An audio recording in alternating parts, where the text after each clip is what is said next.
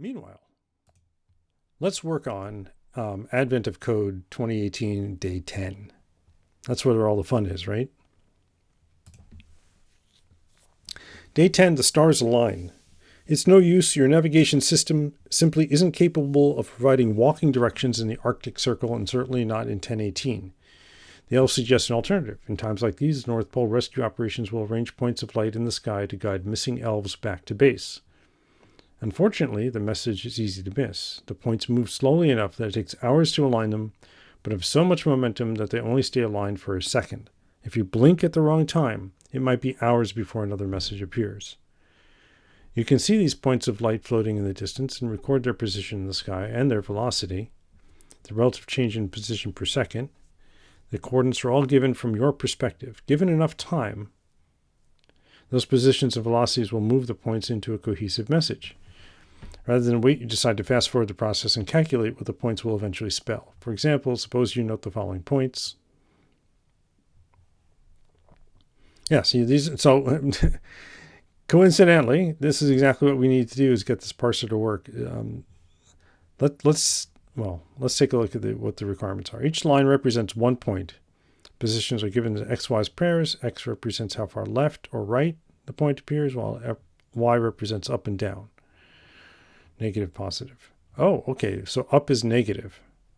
Interesting. Okay. So it's not a Cartesian plane. At 0 seconds, each point has the position given. Each second, each point's velocity is added to the position. So a point with velocity 1, -2 is moving to the right, but it's moving upward twice as quickly. Okay, yeah, I understand all this. Over time, the points listed above would move like this. After 1 second, after 2 seconds, after 3 seconds, it spells the word high, and then after 4 seconds, it continues. Yeah, after 3 seconds, the message appears briefly high. Of course, your message will be much longer and will take many more seconds to appear. What message will eventually appear in the sky? All right, well, let's get the puzzle input. Take a look at it. Okay, so it is comma space separated, so we might be able to use the point class with I64s. If I can extract this bit of string from all right. Well, first, yeah, let's do step 1, get the template set up. Right. This is step 1 here. Get this, create the file, jump to the file, and make sure it builds. Xenos the Knight, thank you for the follow. Welcome.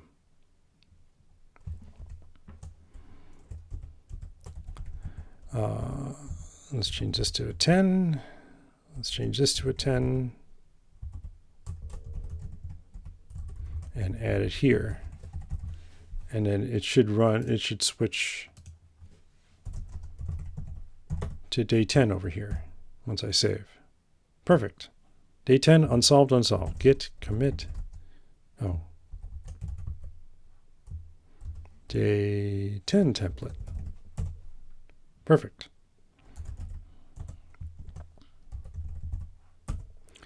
So step 1 is just getting all the points to parse. And our points are fancier, right? These are stars, right? We can call it a stars. No, they're points of light. So we'll just call it a light. Struct light. Which has a position, which is a point, and a velocity, which is a point. And we'll see if we can get our point reader to parse them. But first we have to split everything up. So let lines is equal to lib read lines input 2018.10.text. And now, how are we going to do this? We can look for the less than sign and split on those. Yeah. So we can say let pause vel equals, oh, for long, for L inlines. L dot split on this thing.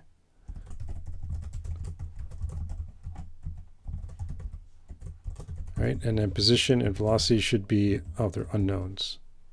Really? Why? Let's add point.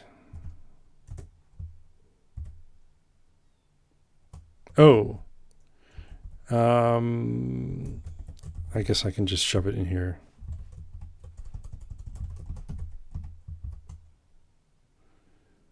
And this expression has type vector. Oh, these are vectors, not tuples. Let's just call them words. And then the first word is going to be this part, position equals, so we could ignore it. The second one will be from the space all the way to the equal sign here. So we can split once to get the position. Words of one dot split once on this unwrap. Right, and then we can get the velocity because the next part is going to be exactly the same thing. Bell underscore equals words of two dot split once on the unwrap. Okay, and now we have the position and velocity as strings. Well, let's see if we can parse them. What we'll do is up here we'll create a lights, which is a vec of light. And then we can say, self lights push light position, which is pos.parse unwrap, and vel, which is vel.parse unwrap. And then that's that. Let's see if this even works. Okay. Look at that. So who knows, but maybe it were, oh, we got it panicked. X value corrupt. Dang it. I was so close. It builds, so we're able to do the parse thing. It wasn't able to figure out what the X value should be. So let's go to point and see if we can say what that value was. So if I say format bang, X value, quote, X corrupt, right? And we can do the same thing here for Y.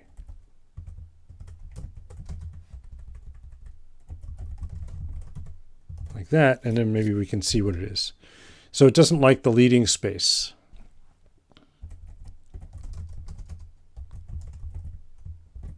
There's a strip prefix and a strip suffix. I was hoping there'd be a strip white space on X. What is X? It's a stir? So how does the strip prefix work? Because we can definitely do that.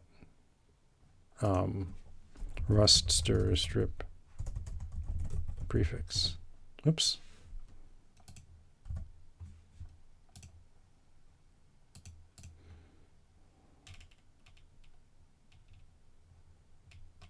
Strip prefix. Oh, it's a pattern. So we can just give it. Oh, it's just a return a string with the prefix removed. The string starts with pattern prefix, returns that. So what is a pattern type? Can I say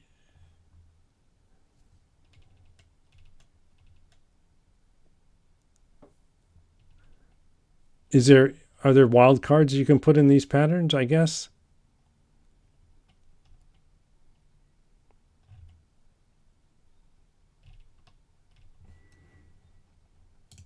Because that's not good. We'd have to actually look, we'd actually have to go one character by character and then grab a subslice. That's annoying. We can't do like a strip without converting it to a string. Zenos says you also have a trim method that trims leading and trailing white space.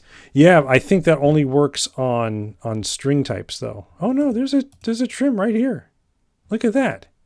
Returns a string slice with leading and trailing white spaces removed. Good grief. Thank you, Zanos.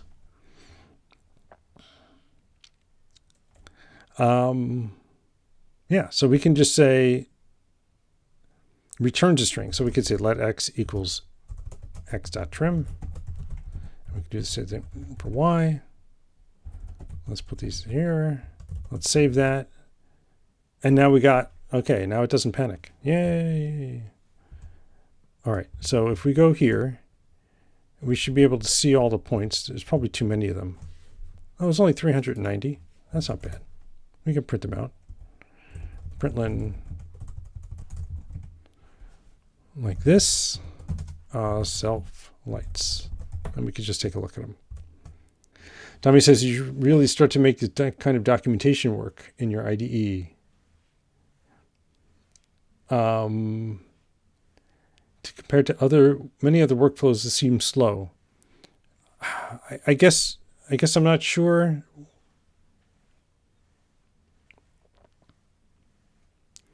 I guess I'm not sure what you mean.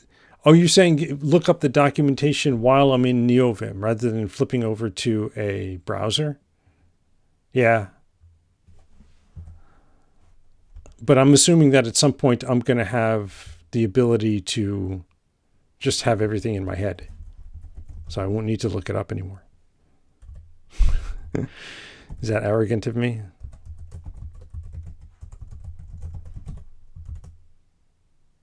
Oh, not default debug. There we go. Now we got points. Crimson Kinda says, is it possible to balance the logic on a single line? Yeah, probably. Let's try that.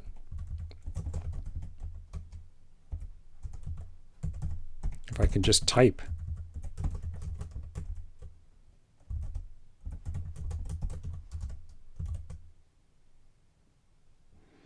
There you go. That works. I could also say xtrim parse map error. But this is fine. All right, let's take a look at the first few lines of the input file and see, did we get everything? Negative 3580. Yeah, that looks okay. Do we see there's a negative 3590. I see it there. Okay, so this looks good.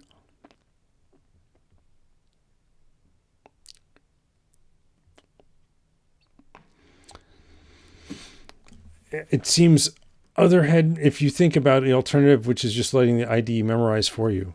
Well, I mean, how does NeoVim work with docs, I guess is my question. I know that I can do, like, I can say self lights and then just pull up a list of all the things that you can do with, Vex. Right? So I have that.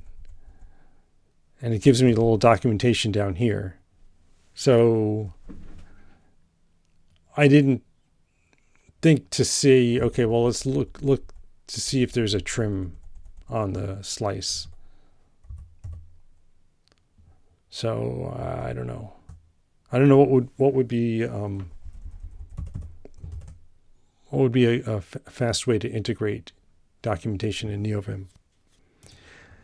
All right, what am I supposed to be doing with these numbers? Moving the points at a given velocity until we get a word. How do we know when we hit a word? 1, 2, 3, 4, 5, 6, 7, 8. Maybe we can just look to see if all of the points are no more than 8 apart in the y-axis. We can say we found a word.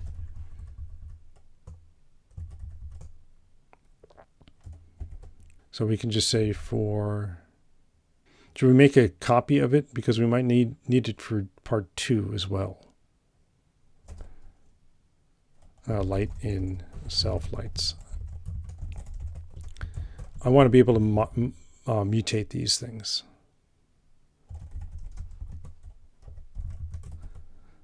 So we can just say for each light, we loop until we have an answer. We're going to say for each light, we're going to add the velocity, and that's something we can put on point, is adding the velocities, adding points together. We can say light.pos plus equals light.vel.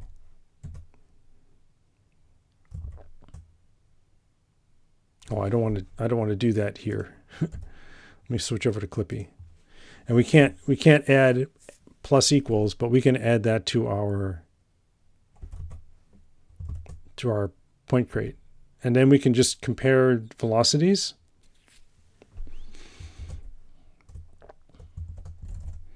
But for now, let's see if we can figure out how to add.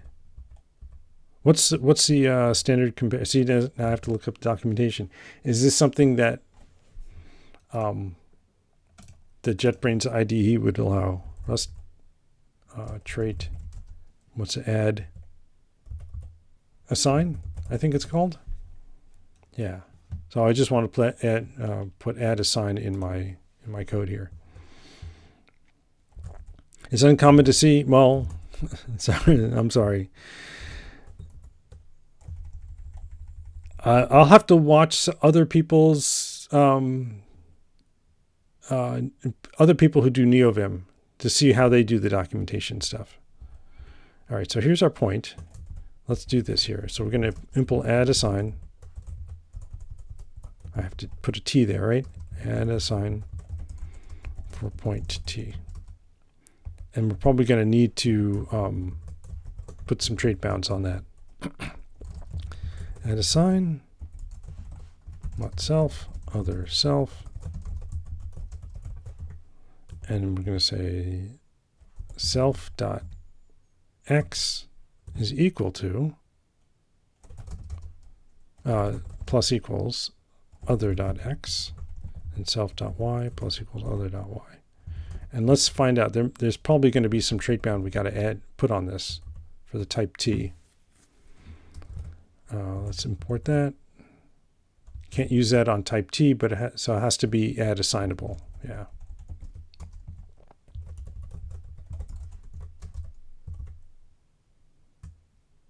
Right. Okay. Oh, now this is saying it's moving it because point doesn't implement the copy trait. Can we derive copy? Not without clone. Okay. So I think we're almost there. All right. So now this makes a copy of this, and this copies into here. So what we need to do now is check to see if all the y positions are within, what was it, 8 of each other? Yeah, 8 of each other. So we can loop over it again and grab the min and max y. Or we could save the min and max y as we do this. Let min y is equal to light 0 dot y. I think I can do that. Self lights. There we go. That worked. And then max y, same thing. And then we just keep track of them. Fast byte. I was trying to read that as fast byte T3, but that doesn't make any sense. It's fast byte. Thank you for the follow. Welcome. So now we just say min, this got to be mutable, right? And we say min y is equal to min y, min of light, pos y. And then max is, is max, max, max. Okay. And then we can say if min max y minus min y, or we can just do abs, right?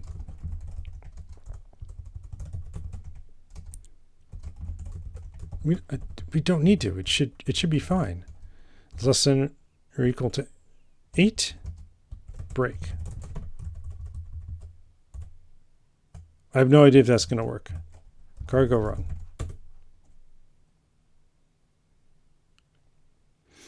Seems to be taking too long.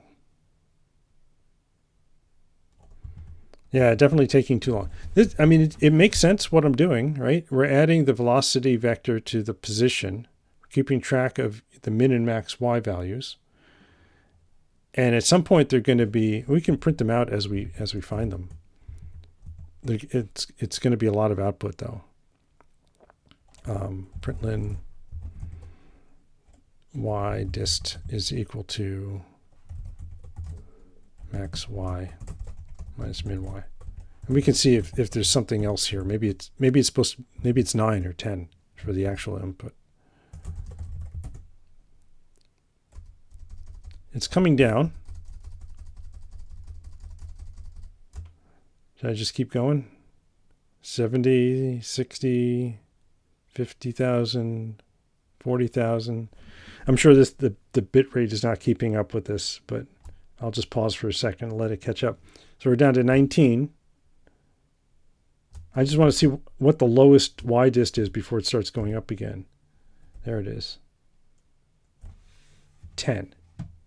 10 is the lowest. Okay, so we'll just put that in there. We'll declare that the actual answer.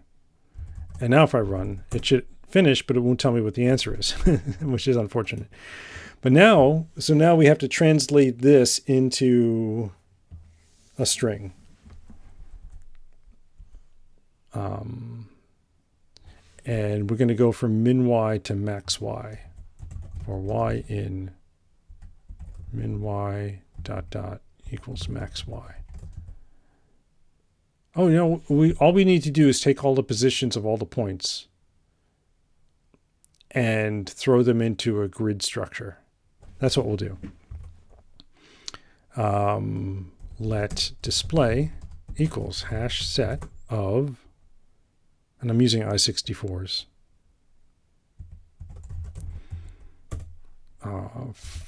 for light in self lights, display.insert light.pause. Right? Let's import hash set. We can't hash the point. What we can do is hash the tuple though.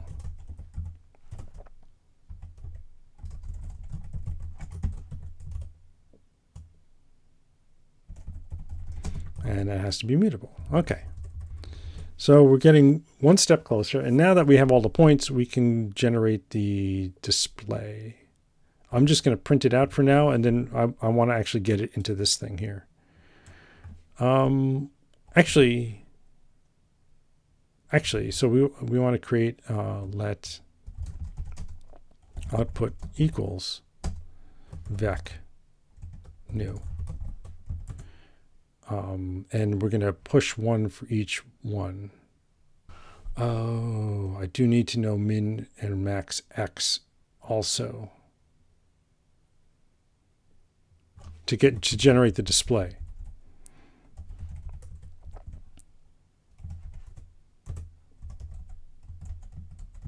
Like that. And then we'll do that here.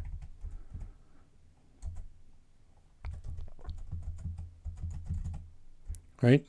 And now we can say, oops, for y in min y dot dot equals max y.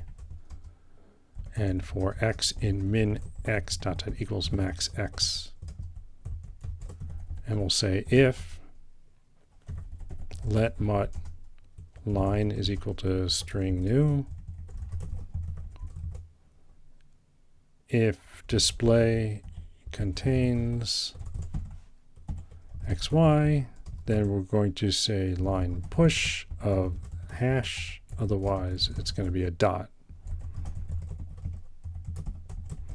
Right, and then at the end of the loop, we can say output push line. And now this just returns the output. It doesn't like that. Oh, because there.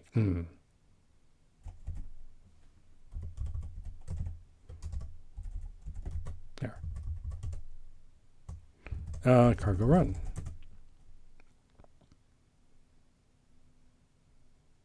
What did I break? Uh-oh, I broke it.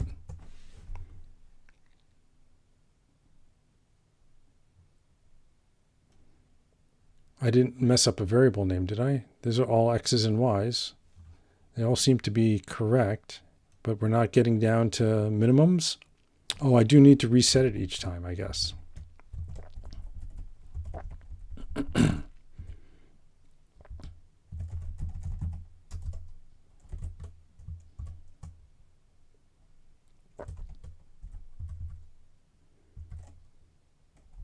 Okay. Let's see if we can do it that way. There we go. All right, see, there's an answer. AHFGRKEE. Now, what would be cool is if we could figure out a way to OCR this. But I'm not going to OCR it. I'm just going to type it in. AHFGRKEE.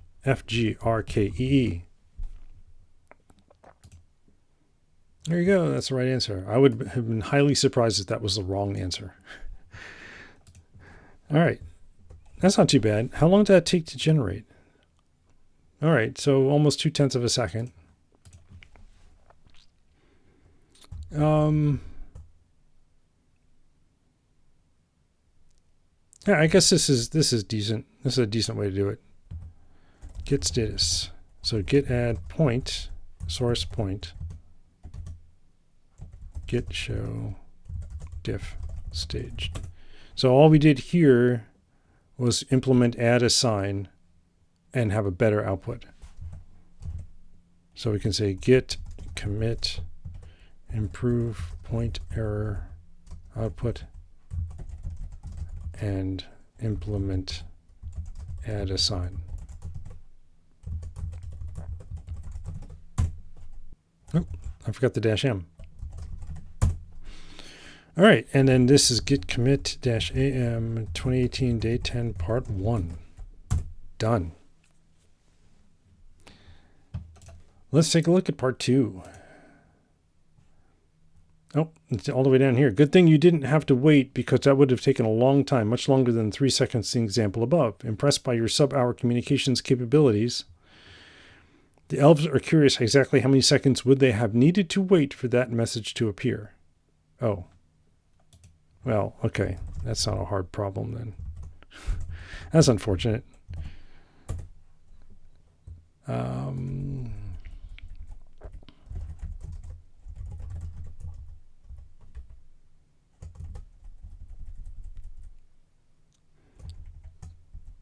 Self count plus equals 1.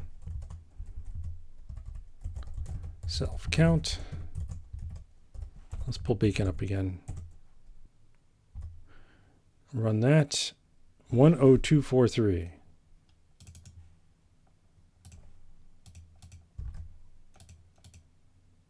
There you go. That was an unfortunate part 2. Normally part 2 is a little more complex than that.